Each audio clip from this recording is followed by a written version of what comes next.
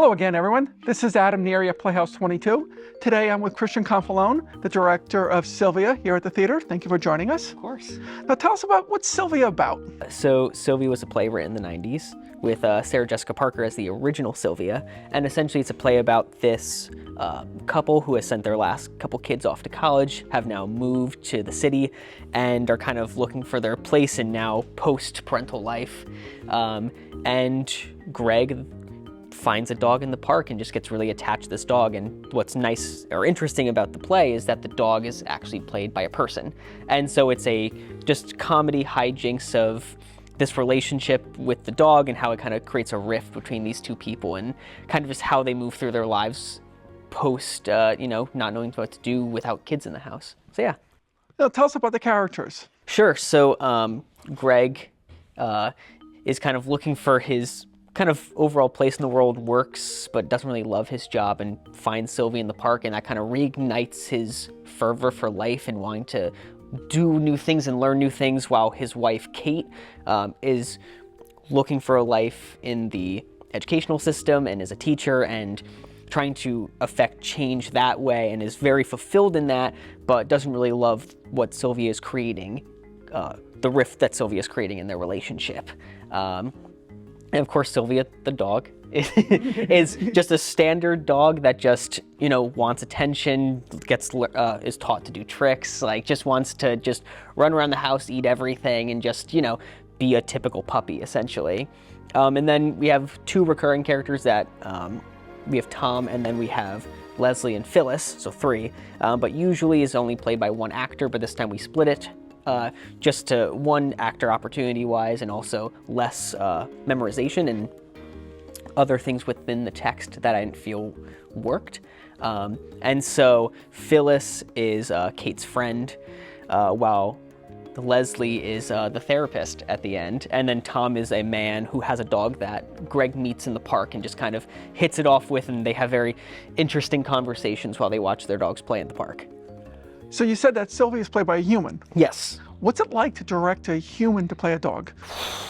A lot of awkward physical work in your own home before getting into the space of just how would a dog move, and actually getting on all fours and just moving around. And with this, there are times where Sylvia stands up like a person, and it's trying to, a lot of my vision was to really play it as if it's this is a dog and we all believe that this is a dog. So between myself and my assistant director, Jess, and also Maria, who plays Sylvia, who has played this role before, we all kind of worked together to create the physicality. We were like, hey, you have a dog, Maria? Watch what your dog does. And truly just watch how they interact with the world, and how do they walk around, slow or fast? How do they interact with objects? How do they interact with people or things they don't know?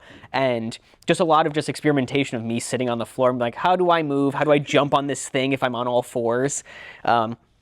Because in the text, Sylvia is supposed to kind of be played as the hot mistress, and Okay. that as if it's Greg is cheating on his wife, and that's how it's originally supposed to be played. And I just didn't care for that version of it. And there was a version with Rachel Dratch that she did playing Sylvia, which she's older and not young, and is more comedic and physical. And she played it super straight, that's a dog. I'm gonna play a dog. And I really loved that approach to it, which I wanted to port over here to kind of play less and more into that Greg is projecting all of his feelings of inadequacy onto the dog, and Sylvia's just there. And it's not like he's taking him away from Kate or anything, but just, that's a dog and you're crazy, and kind of playing with that as the focal point of the comedy instead of this relationship issue comedy that it on paper sometimes can be read as.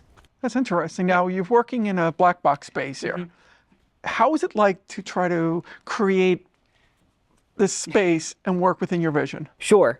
So I'm used to black box spaces. That's how I worked in college. That's how I've worked mostly professionally. And so this is kind of a return to home of okay, I understand, working in small liminal spaces with limited props and set pieces, and really letting the acting and the blocking and just the space speak for itself is very much what I'm used to.